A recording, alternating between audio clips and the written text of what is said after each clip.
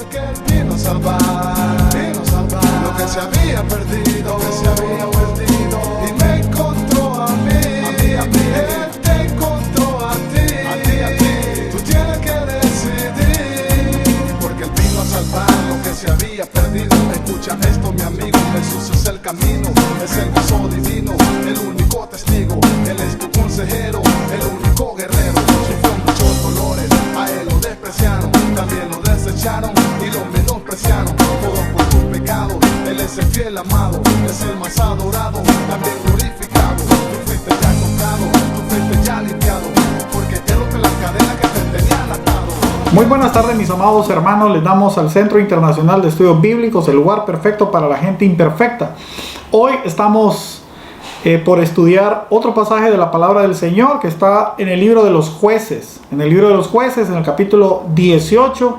Y vamos a ponernos de acuerdo con el Señor para que lo podamos estudiar capítulo a capítulo, versículo a versículo, como lo hacemos nosotros acá en el CEP.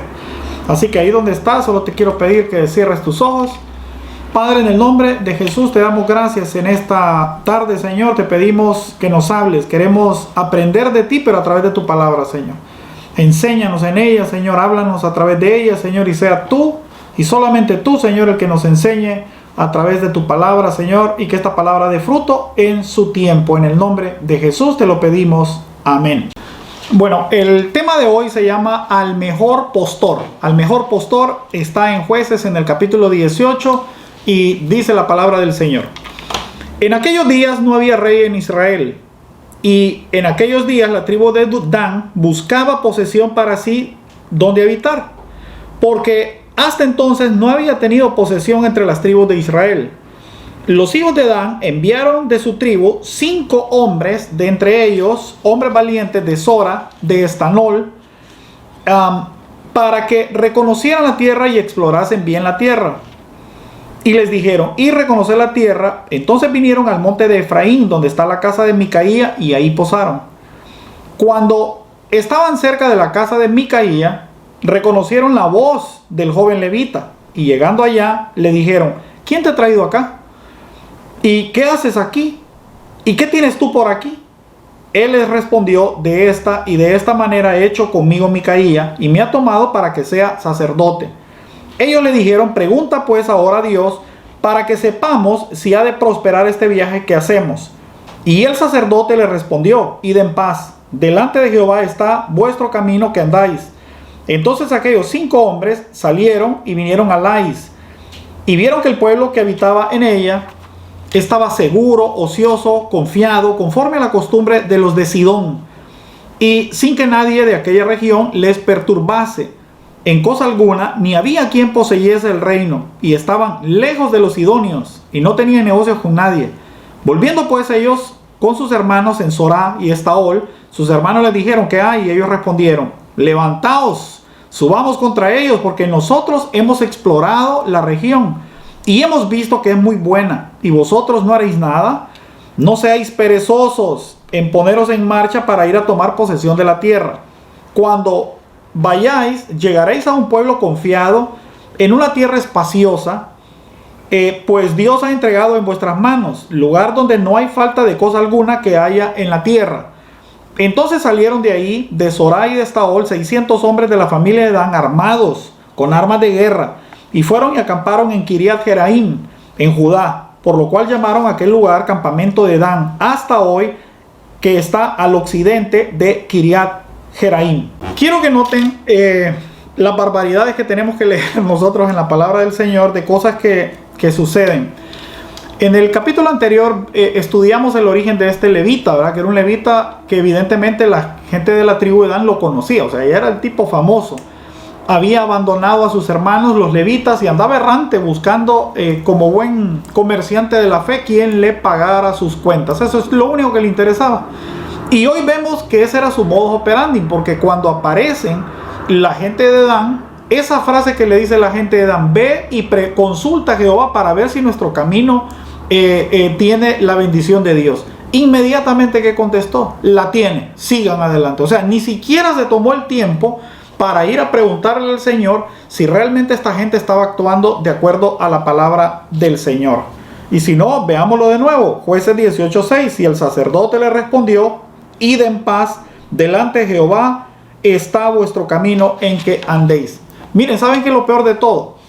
Que estaba mintiendo. O sea, no solo estaba dando una bendición que no tenía que haber dado, no solo no consultó al Señor, si es que ignoraba las escrituras, y por último, estaba yendo en contra de la misma palabra del Señor. Hoy pasa bastante mucho eso. Encontramos gente que le da bendición, por ejemplo, a personas que se vuelvan a casar, cuando en la palabra del Señor siguen casadas, por darte un ejemplo, o hacen negocios que sabiendo que son ilegales. Y yo he visto, por ejemplo, pastores que van a bendecir lugares de personas que saben que están haciendo mal o están en narcotráfico, etcétera, etcétera. Entonces, todo ese tipo de cosas, porque encontré un mercader de la fe que te apoye, no significa que eso va de acuerdo a la palabra del Señor.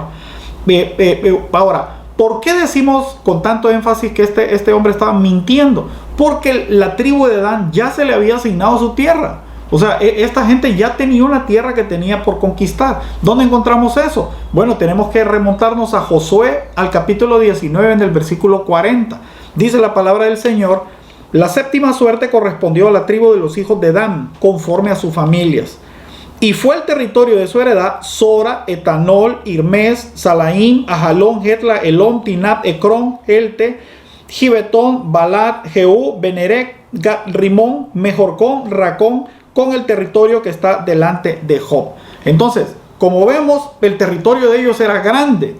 Y cuando fueron a ver la tierra, esta nueva tierra, dice que fueron con hombres de Sora y Etanol, o sea, solo de las dos primeras tribus. O sea, ¿qué nos dice esto? Que la gente de Dan no pudo conquistar su tierra. Le asignaron una tierra y no la pudieron conquistar. Y viendo que no la podían conquistar, ¿qué hicieron? Desistieron de esa tierra y se fueron a buscar otra mucho más fácil. Ahora, este comportamiento en Dan lo vemos con anticipación. O sea, no es un comportamiento nuevo. No es algo nuevo lo que están haciendo. Ellos ya eran negligentes. Ya tenían esa negligencia en ellos. Y lo vemos en el llamamiento que le hicieron constantemente para que ellos se pusieran pilas a tomar posesión de su tierra. Bueno, de hecho, para que tengan una idea, Josué, cuando asigna la tierra a las 12 tribus, la tribu de Dan se tardó un año solo en ir a preguntar cuál era su tierra. O sea, ni siquiera les importó. Cruzaron el Jordán y vivían felices y ya estaban contentos. ¿Dónde está eso? Recuerden que esto es el CEP. Todo lo que decimos tiene que ir acompañado con la palabra del Señor. No damos opiniones. Dice Josué 18:2. Pero habían quedado los hijos de Israel 7 tribus, a las cuales aún no habían repartido posesión. Y José dijo a los hijos de Israel: ¿hasta cuándo seréis negligentes para venir y poseer la tierra que os ha dado Jehová, el Dios de vuestros padres? Un año se tardaron siquiera, solo, óigame, al punto de decirles: ¿hasta cuándo van a ser ustedes negligentes? Y esa negligencia que los llevó, ¿verdad? Que quedaran de todas las tribus, la tribu de Dan andaba errante, no tenía tierra, ¿verdad? Habían pasado muchísimos años. Estamos hablando de que de Josué a esta etapa estábamos hablando ya de 400 y pico de años. O sea, no te estoy hablando de 2 años. Imagínate cuántos años habían pasado y esta gente no había hecho absolutamente nada. ¿Por qué? Porque lo vimos claramente en boca de Josué. Son negligentes. Mire, mi hermano, dice Proverbios en el capítulo 38, en Proverbios capítulo 13, versículo 4. Dice: el alma del perezoso desea y nada alcanza, mas el alma de los diligentes será prosperada.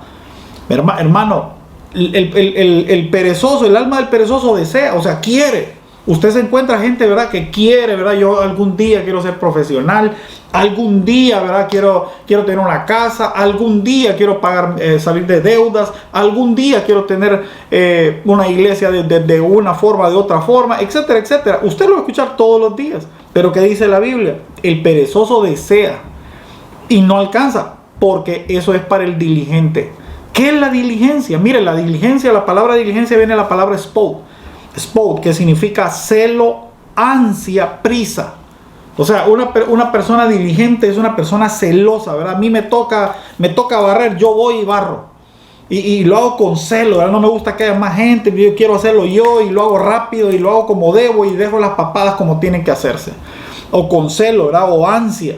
Estoy ansioso, más bien una persona diligente está ansiosa de hacer las cosas que tiene que hacer, ¿verdad?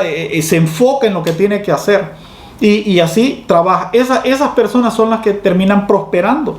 Y nosotros en el cristianismo debemos de ser iguales, porque muchas veces somos celosos y nos pagan. Pero no es eso lo que quiere Dios. Dios quiere que nosotros seamos diligentes en todas las cosas que hacemos, porque todo lo que hacemos que lo hagamos como para el Señor. Dice, por ejemplo, en 2 de Timoteo, en el capítulo 2, versículo 15, procura con diligencia presentarte a Dios aprobado, como obrero que no tiene de qué avergonzarse y que usa bien la palabra de la verdad. ¿Ves? Entonces debemos de procurar presentarnos como delante de Dios, ¿verdad? Pero como un siervo aprobado, ¿verdad? Lo que me mandaste a hacer, Señor, yo lo hice. Yo lo hice. No hice más, pero no hice menos. Hice exactamente lo que me mandaste a hacer en la vida. Nunca empieces algo que no vas a terminar, que no vas a culminar. Mire, debemos de ser diligentes, por ejemplo, en los estudios. En los estudios, así como dice la palabra diligencia, con celo, con ansia, con prisa. Debemos de ir a estudiar a la universidad. ¿Verdad? Cuando tú vas a estudiar, en tus estudios tienes que ser, mira, diligente, pilas. Yo con mi esposa nos encontramos en la universidad y sacamos la carrera en 4 años. O sea, yo fui a graduarme de abogado. Yo no fui a otra cosa. Aunque en el camino, como jóvenes, como estudiantes, lo que sea, pero yo, cuando llegaban los exámenes, estábamos preparándonos. Estábamos con un primo mío, Máximo, y nos la pasábamos, mira, jugábamos, a Máximo le gustaba mucho el basquetbol y salíamos, íbamos pero a la hora de estudiar era un silencio, nos encerrábamos en nuestras habitaciones a estudiar porque queríamos graduarnos, teníamos sueños de graduarnos. Entonces en la vida tú tienes que ser diligente, ¿verdad? Diligente. Nosotros aquí en Honduras decimos pilas, tenés que ser pila. Si estás estudiando, ¿verdad? Yo miro hoy estudiantes, ¿verdad? Que dice, ¿cuántas clases está llevando? 2. Dios mío, 2 clases. ¿Y cuándo te pensó a graduar? Entonces 2 clases, o sea, 6 al año, Dios mío, se va a tardar como 15 años para graduarse. Entonces no puedes hacer así. ¿Qué dice el Señor? Procúrate presentarte delante de Dios diligente. Mete 5, 6. Tenés que salir rápido. Tenés que salir rápido y salir a hacerlo bien.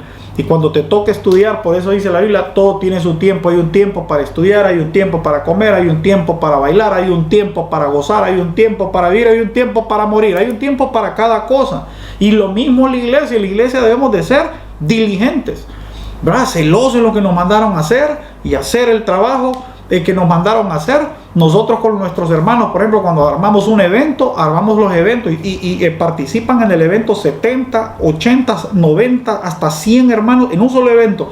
Y cada uno tiene algo que hacer, ¿verdad? Si es un evento donde va a haber comida, ¿verdad? Hay un hermano que va a traer hielo, otro hermano va a traer los vasos, otro hermano va a traer platos, otro hermano va a traer pollo, el otro hermano va a traer arroz, o el otro hermano va a traer camarón, lo que sea. Pero les aseguro que cuando llegue el evento, cada hermano, el hermano que ofreció pan no te trae fresco, te trae el pan. Nada más. Él llega a ese lugar y trae el pan, que fue lo que lo apuntaron, o él se apuntó, perdón. Viene el hermano del refresco, trae el refresco, el hermano del hielo. Y cuando terminamos, mire, es un festín. ¿Por qué? Porque cada quien fue diligente y va a ser bendecido por el Señor, porque hizo lo que le tocaba. Dios nunca, escúchame, jamás Dios te va a castigar porque faltó, mira hermano, faltó hielo. Hermano, yo traje el pan que me tocaba. Entonces eso es lo que quiere Dios de nosotros.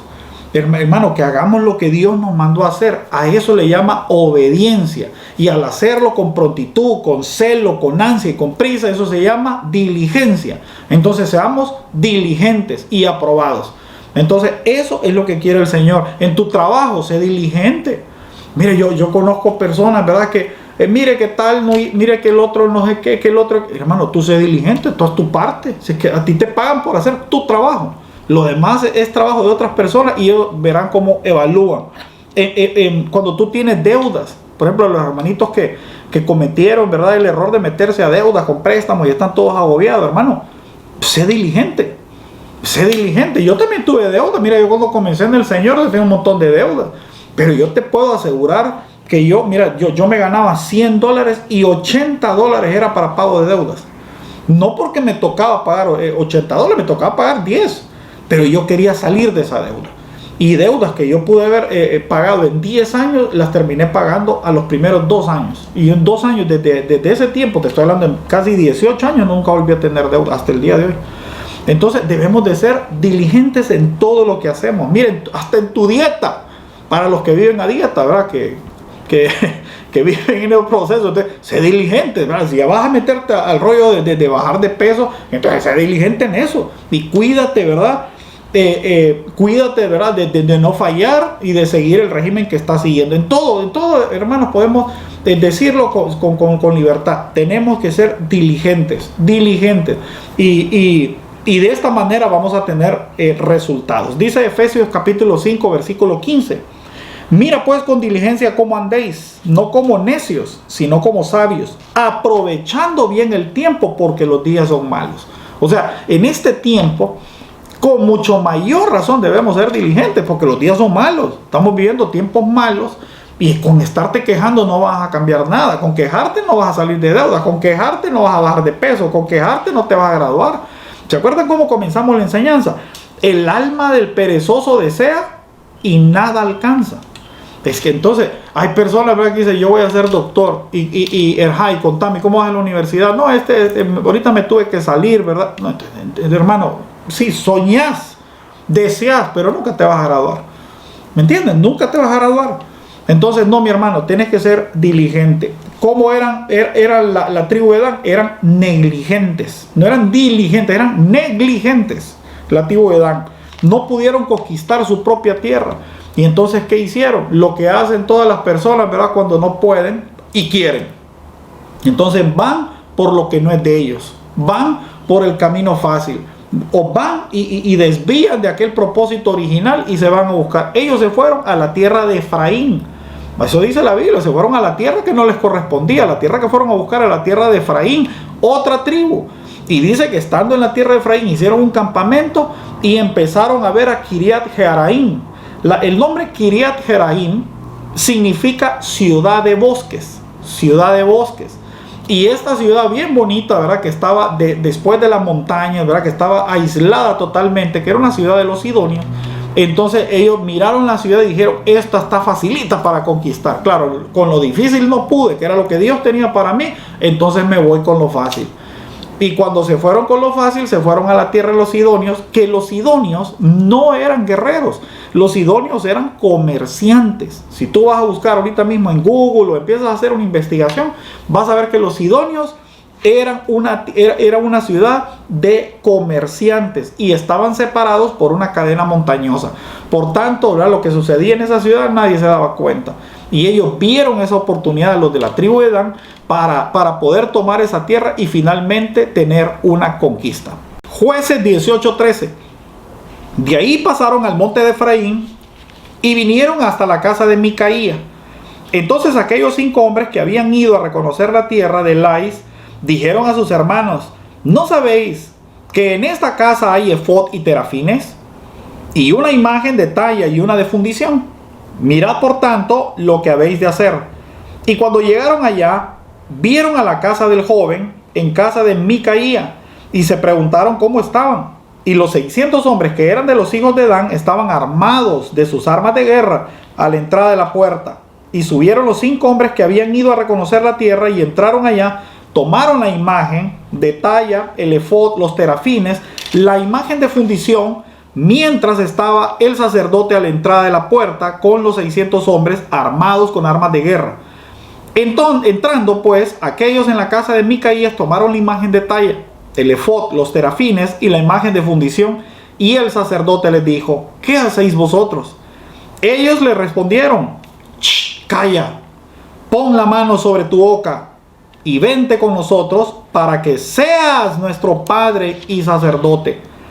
Es mejor que seas sacerdote en la casa de un solo hombre que de una tribu o de una familia de Israel. Y se alegró el sacerdote, el cual tomó el efod y los terafines, la imagen, y se fue en medio del pueblo. Y ellos se volvieron y partieron, y pusieron los niños, el ganado y el bagaje por delante. Lo primero que tenemos que ver acá es que ese se alegró el corazón del sacerdote. Qué barbaridad, ¿verdad? Que yo les dije desde la primera enseñanza que era un mercader, ¿verdad? Era un mercader, que era una persona que andaba buscando el mejor precio. Mire, hoy está lleno, pero lleno el pueblo del Señor de mercaderes de la fe, gente que anda buscando su oportunidad, que solo pueden ver en un hermano qué van a ganar. Pero es increíble.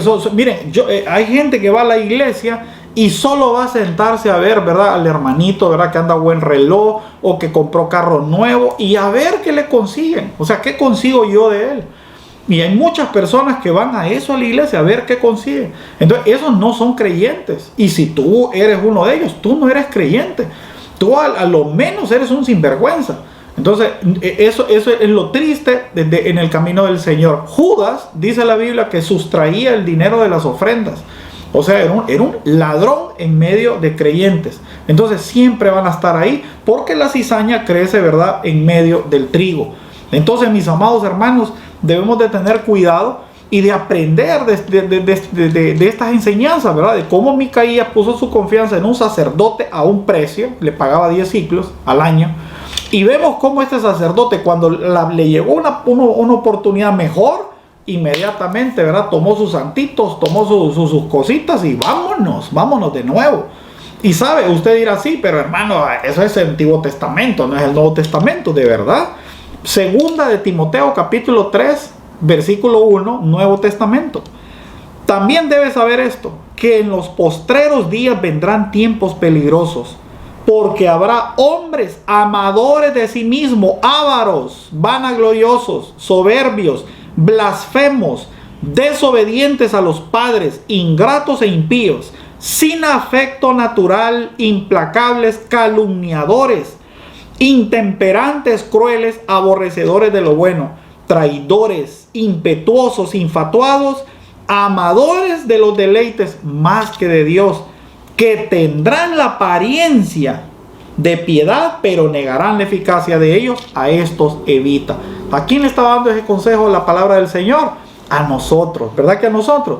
Nosotros somos los que dice, a esos evita, porque en tu tiempo también habrá hombres como el sacerdote levita en la época de Micaías. Así va a haber hombres que es una cosa increíble, solo pueden ver en las personas dinero.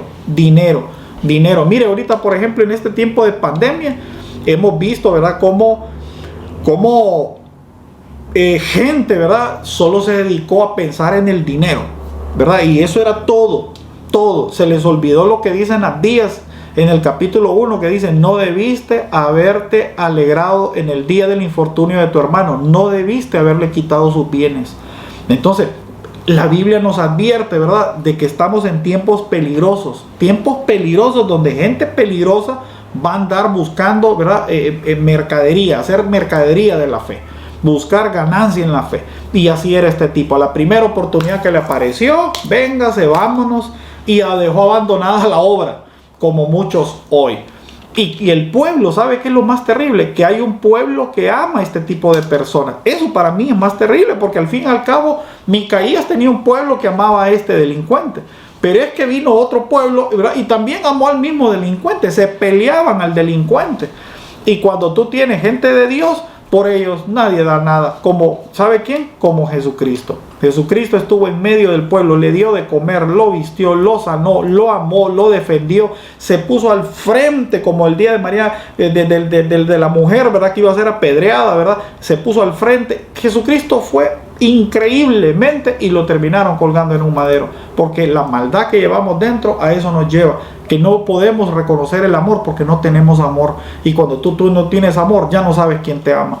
Mi abuela decía, ¿verdad?, el que no sabe quién está con uno, quién está contra uno, ya perdiste la batalla, porque ya no sabes quiénes son las personas que te quieren. Uno, para ganar una batalla, lo primero que tiene que saber es qué personas están contigo, ¿verdad? Porque a esas no les puedes hacer daño, a esas tenés que cuidarlas, tenés que amarlas y protegerlas. Y estamos en un mundo, ¿verdad?, que nosotros somos los odiados de este mundo.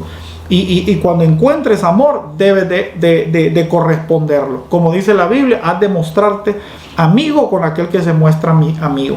Mis amados hermanos, estos mercaderes hay en todos lados. Decía, por ejemplo, Charles Spurgeon, decía, quien le sirve a Dios por dinero es capaz de servirle al diablo por un mejor salario. Qué palabras más profundas del pastor Charles, ¿verdad? ¿Ves? Qué palabras más profundas, porque son ciertas. Si tú por dinero sirves a Dios, alguien te va a llegar con el precio. Así de facilito, alguien te va a llegar con un precio mejor, que fue lo que le pasó a este sacerdote de Satanás. Miren, le voy a dar un ejemplo más actual de una semanita aquí en Honduras. ¿Sabe? Hay un grupo de pastores que están asociadas con el gobierno, con el poder, y son millonarios. O sea, ya de por sí ellos son millonarios, porque en vez de abrir iglesias se han dedicado a abrir tiendas, a abrir canales de televisión, radios, cosas de ese tipo, y se han hecho ricos, escuelas y cosas así, fincas de ganado, carnicerías, restaurantes. O sea, nada que ver con expandir la obra del evangelio, ayudar a los pobres, etcétera, etcétera. No, se han dedicado a hacer plata. Y este grupo de pastores, ¿verdad? Fueron donde el gobierno para que les dieran dinero por esto del COVID. ¿Sabe? Yo bendigo a la iglesia. ¿Sabe quiénes fueron los primeros que le dijeron no a ese dinero? Los pastores humildes de Honduras. Los pastores de humildes de Honduras le dijeron: no queremos el dinero del gobierno, nuestro sustento viene de Dios. Y quedaron en evidencia, porque ellos, que sí son sinvergüenzas, ¿verdad?, quedaron en evidencia con todo el mundo de que por 5, por 10, por 20 ovejas podridas, pastores podridos como el de Micaías, no puedes meter a toda una iglesia. Y yo bendigo a todos los hermanos pastores que dijeron no al dinero. No es que no tengan necesidad, estoy seguro que los pastores de tierra adentro, ¿verdad?, que no tienen ingresos y que sus iglesias han estado cerradas por 6 meses con esto del COVID, no tengan necesidad. Pero ¿sabe qué? Más que su necesidad, tuvieron dignidad. Y arriba de su dignidad, tuvieron, mire, confianza en Dios. Confianza en Dios sobre todas las cosas. Y lo demostraron. Que el Señor les bendiga y que Dios me muestre y ponga en evidencia a todos aquellos que son mercaderes de la fe, porque eso es lo que son, mercaderes de la fe, que solo andan viendo cómo conseguir dinero en cada situación. Mire, dice en Filipenses 3:18, hay uno de los versículos más hermosos y que es para leer. Dice: porque por ahí andan muchos, de los cuales os dije muchas veces, y aún ahora lo digo llorando, que son enemigos de la cruz de Cristo, el fin de los cuales será perdición, cuyo Dios es el vientre y cuya gloria es su vergüenza, y solo piensan en lo terrenal. ¿Cuántos hoy son como esos que dice el apóstol Pablo, verdad? Y así era este levita que servía en la casa de Micaías. Era un mercader. Su Dios era el vientre, y quien le pagara mejor iba a ser su amo. Jueces 18:22. Cuando ya se habían alejado de la casa de Micaías, los hombres que habitaban en las casas cercanas a la casa de Micaías se juntaron y siguieron a los hijos de Dan. Dando voces a los de Dan, estos volvieron sus rostros y dijeron a Micaías: ¿qué tienes que ha juntado esta gente? Y él respondió: tomaste mis dioses que yo hice y al sacerdote, y os vais. ¿Qué más me queda? ¿Por qué pues me decís que tienes? Y los hijos de Dan dijeron: no des voces tras nosotros, no sea que los de ánimo colérico os acometan y pierdas también tú tu vida y la vida de los tuyos. Y prosiguieron los hijos de Dan su camino, y Micaías, viendo que eran más fuertes que él, volvió y regresó a su casa. Ellos, llevando las cosas que habían hecho, Micaías juntamente con el sacerdote que tenía, llegaron a Lais, al pueblo tranquilo y confiado, y los hirieron a filo de espada y quemaron la ciudad. Y no hubo quien los defendiese, porque estaban lejos de Sidón y no tenían negocios con nadie. La ciudad estaba en el valle junto a Bet-reot. Luego reedificaron la ciudad y la habitaron en ella, y llamaron al nombre de aquella ciudad, ciudad de Dan, conforme al nombre del padre de Dan, hijo de Israel, bien que antes se llamaba la ciudad de Lais. Y los hijos de Dan levantaron para sí imágenes de talla, y Jonatán, el hijo de Gersón, hijo de Moisés, él y sus hijos fueron sacerdotes de la tribu de Dan hasta el día del cautiverio. Y ahí tuvieron levantado entre ellos la imagen de talla de Micaías había hecho. Todo el tiempo de la casa de Dios estuvo en Silo. Qué tragedia la que le pasó a este Micaías, ¿verdad? Micaías, que puso su confianza en los ídolos y puso su confianza en un falso pastor.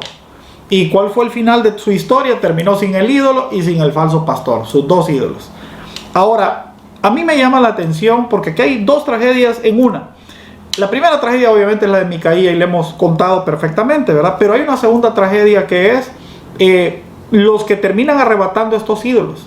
O sea, de los sacerdotes del pueblo de Dan. ¿Saben quiénes eran? Bueno, Moisés tuvo dos hijos. Uno se llamaba Gersón y el otro se llamaba Eleazar.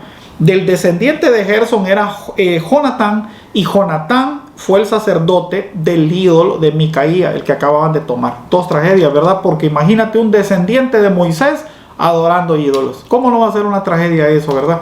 De que el más grande hombre del Antiguo Testamento, su descendencia terminó adorando ídolos. Todo lo que luchó Moisés luchó toda su vida contra la idolatría, y su hijo terminó metido, sus descendientes metidos en idolatría. De hecho, Eleazar era el sumo sacerdote, o sea, para que tengamos más o menos una idea.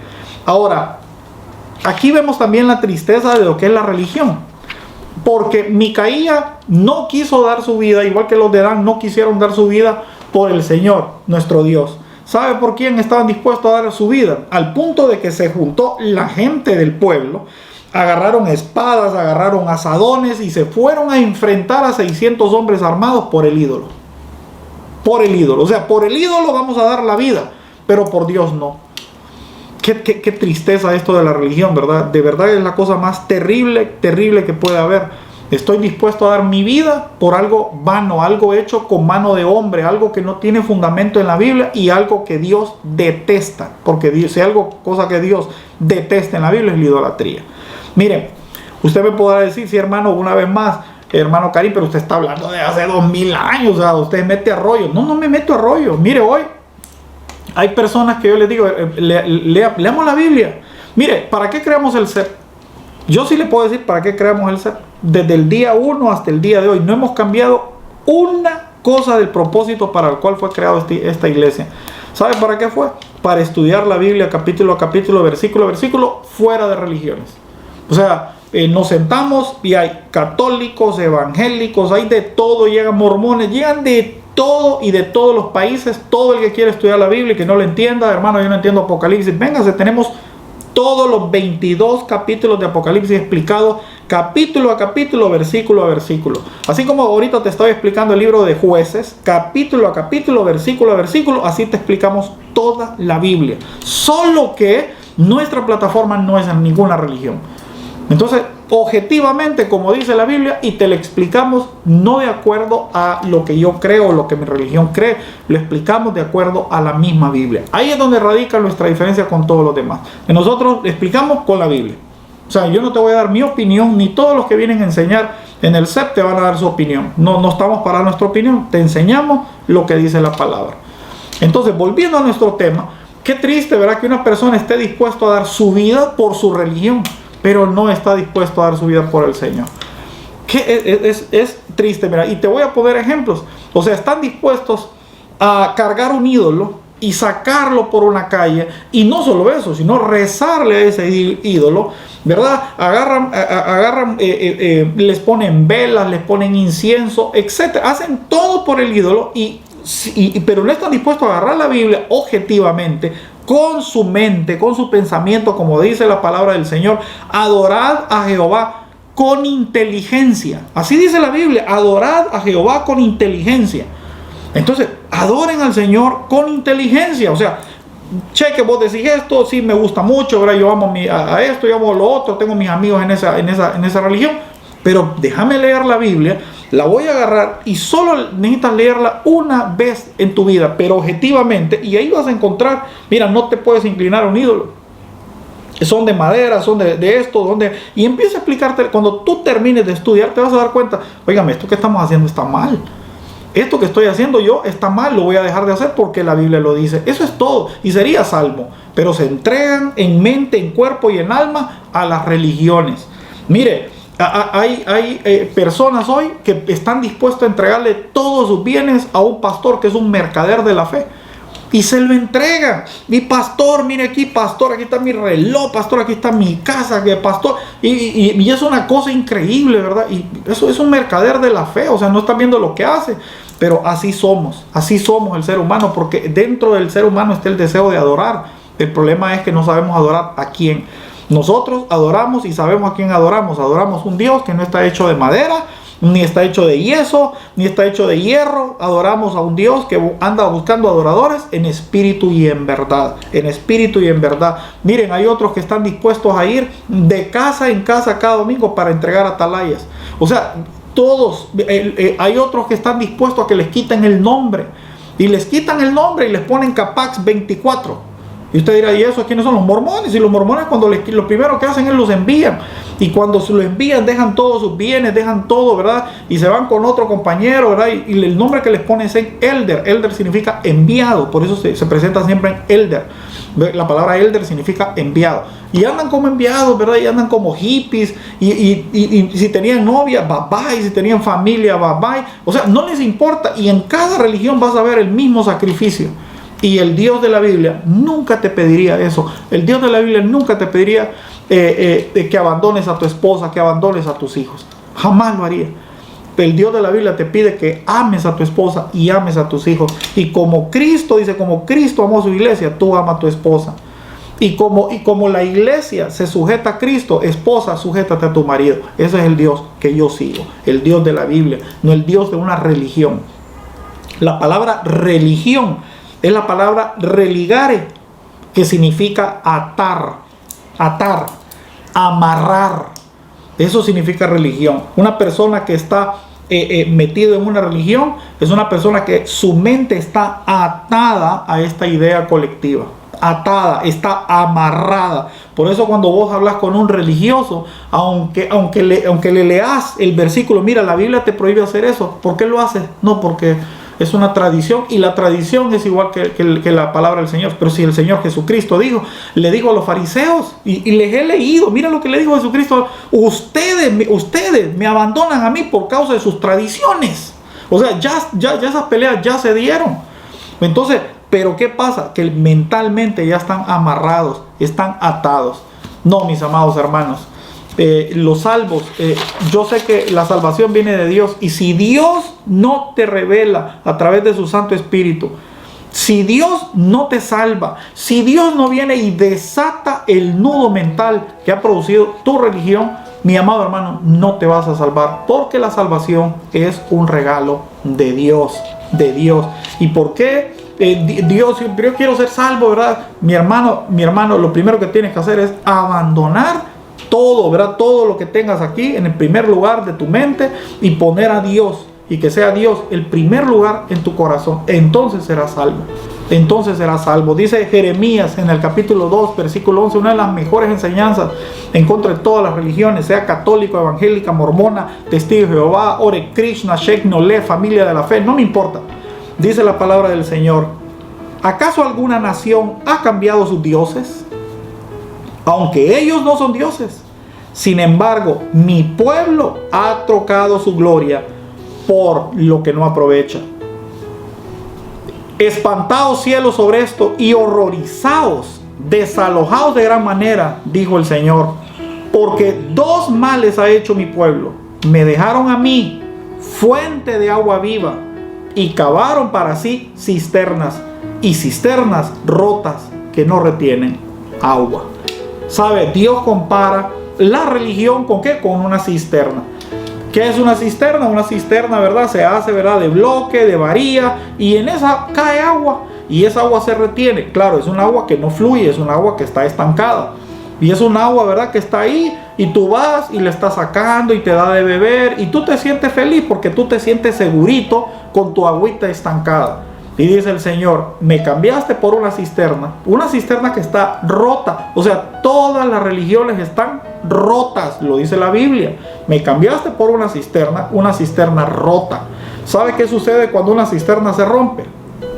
Que empiezan a ingresar a esas aguas Dice el suelo, la putrefacción o aguas de afuera, etcétera, etcétera. Y esa agua se va contaminando. Entonces tú te sientes seguro con tu agua que ya está contaminada, dice el Señor. Y me cambiaste a mí, yo que soy fuente de agua viva. ¿Qué dijo el Señor Jesucristo? ¿Verdad? Que cuando yo viniera a ustedes, fluirán ¿qué? Ríos de agua viva dentro de ustedes. Un agua que fluye, que fluye, que fluye, que siempre va a estar limpia, porque siempre está fluyendo. Mire, el agua que se estanca, hermanos, el agua se pudre, se contamina. Y Dios es agua viva. Entonces, mis hermanos, vengamos a la palabra, que es fuente de agua viva, y a su salvación que nos lleva hasta el mismísimo trono del Señor. Y aprendamos a tener una relación personal, no una relación amarrada al pensamiento, ¿verdad? de 1000 o 1500 años de otros que otros tuvieron, y que por cierto en el camino han ido cambiando, porque han ido cambiando. Todos han ido cambiando, lo único que no ha cambiado es el Señor. Entonces, amados hermanos, que tengamos una relación personal con el Señor a través de su palabra. Y cuando tenemos una relación personal a través de su palabra, va a ser una relación como Él desea tenerla contigo. Una relación personal, una relación de respeto, donde vas a aprender a acercarte con respeto a ese fuego consumidor, ¿verdad? Pero que te va a dar calor, que te va a dar cariño y te va a dar protección. Venid a mí, el que esté cargado y cansado, dice el Señor, yo te voy a hacer descansar. Pon en mí tu carga, que yo te voy a poner la mía, y la mía es ligera. Entonces, a ese Dios te invito hoy en esta tarde. A ese Dios te invito yo que te acerques y que pongas tu confianza en el Señor, y verás la diferencia entre el agua de una cisterna y el agua que fluye en el río, en la palabra del Señor. Padre, en el nombre de Jesús, te damos gracias, amado Señor, por todo lo que haces por nosotros, por lo bueno que eres, por lo santo, por lo puro, Señor. Porque no pudiendo acercarnos nosotros a ti, hace 2000 años descendiste del cielo, Señor, y viniste a esta tierra a morir por nosotros, para abrir un camino nuevo en el cual podamos acercarnos a ti, Señor, a través del velo que era tu carne, Señor, por haber pagado por nuestros pecados y ser tú nuestra justicia en medio de nuestra injusticia, Señor, y darnos vida, Señor, a nosotros que estábamos muertos en nuestros pecados. Padre, que aprendamos a tener una relación personal contigo, no a través de una religión, no a través de atarnos, Señor, a pensamientos de otro, o vivencias de otro, o libros de otro, o pensamientos de otro, Señor, o experiencias de otro, Señor, sino a través de nuestras propias experiencias, una relación personal a través de tu palabra. Porque el verbo se hizo carne y habitó entre nosotros, y el verbo, la palabra, era Dios. Tú viniste hace 2000 años, la Biblia caminó sobre la tierra, y esa Biblia eras tú, Señor. Todo el Antiguo Testamento hablaba de ti, Señor, y todo el Nuevo Testamento te da gloria a ti, Señor. Y hoy, Señor, tú decidiste vivir en nosotros a través del Espíritu Santo. Ven a nosotros y enséñanos, Señor, y convéncenos, que es lo primero que hace el Espíritu Santo al llegar a la vida de una persona. Hazlo con nosotros, convéncenos de nuestros pecados, porque no somos buenos, Señor. Maldito el hombre que confía en el hombre, Señor. Mas nosotros ponemos nuestra confianza en ti, Señor, hoy y siempre.